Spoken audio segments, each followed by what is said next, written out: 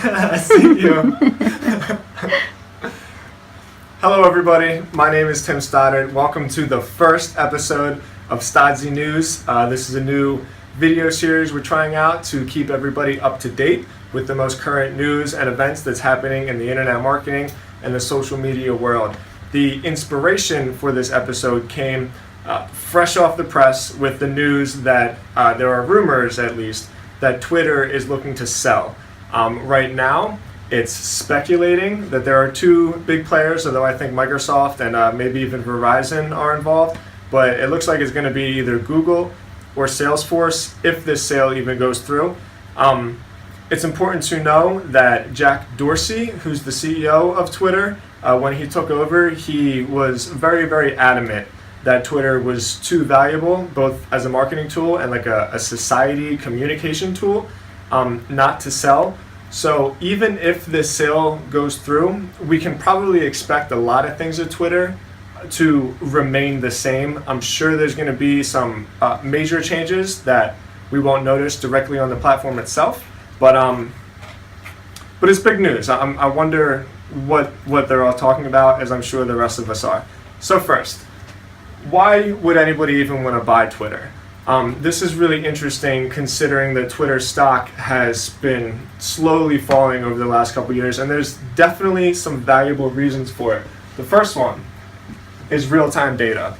Facebook and Google both are huge data collectors, but no platform has real-time data quite like Twitter does. So what this means during news events, during major, I don't know, like an earthquake or a hurricane or something really big, Twitter's the place you go to.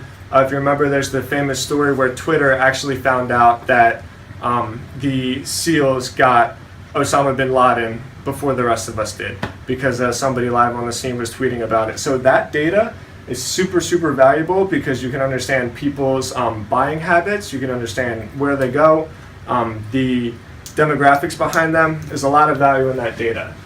And that also connects to this. Just the fact that it's a live event and news platform. So this connects a lot to television shows. There's a reason why shows like The Voice or like American Idol or even NFL football always have the Twitter handle that they want you to use, because no other platform has the capability to go live in the same way. Twitter's like a cocktail hour of the whole world, so people can conversate about exactly what's going on. And then finally, here, because Twitter makes it very, very difficult for huge world leaders to bullshit us like they used to be able to in the past. The fact that we can spread information and knowledge and that we can democratize intelligence, I know that's a big word, that's a big game changer for Silicon Valley companies. So what we're going to do next is look as to why Google and Salesforce would want to buy them and what the implications are going to be. So if Google buys them, which is what I think is what's going to happen because it makes the most sense, what we're going to see is tweets become a lot more incorporated into Google search results, especially, as we already talked about before, with live events. So if there's something going on and people start pulling out their cell phones and they start searching about that live event, you're probably going to see a huge roll of tweets from people that are either in the area or influencers or politicians or whoever. Who knows what the algorithm will be.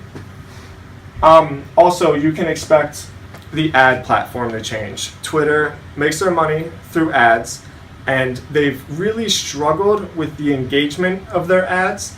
And I'm sure Google, who's a master at understanding ad platforms, will have some changes that they want to make. They'll probably incorporate it into the actual Google search. I'm sure they'll change with the ad platform that's on Twitter itself. We'll see what happens. Now, Salesforce.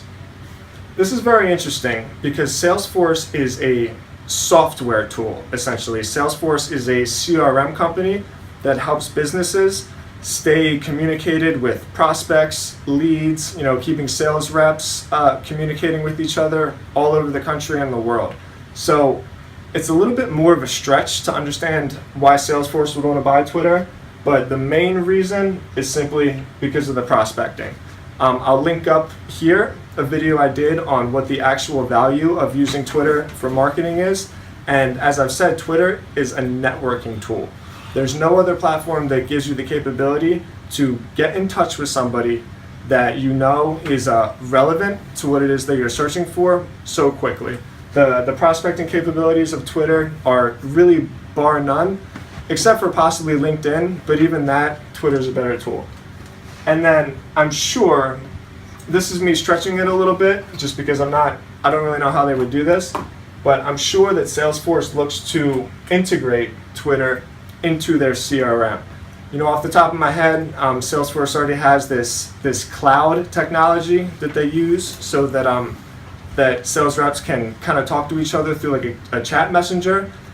I think that they would probably incorporate tweets into that and probably follow hashtags, you know, so that they can stay relevant for live events that are using these hashtags, maybe conferences. I'm not really sure, but I know that they're really, really smart and they would figure out how to do it somehow.